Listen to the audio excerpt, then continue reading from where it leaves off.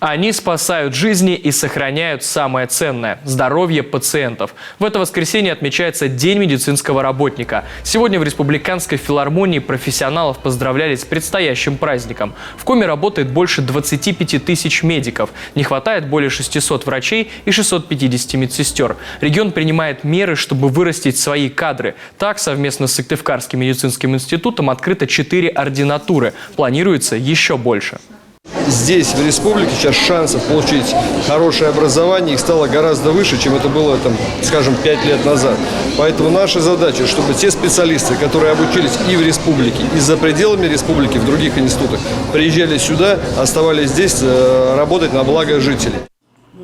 Республика продолжит выдавать целевые направления и обеспечивать медиков жильем. А еще собирается перенимать опыт других регионов. Задача властей, чтобы все нынешние студенты остались работать в отрасли здравоохранения в государственной сфере.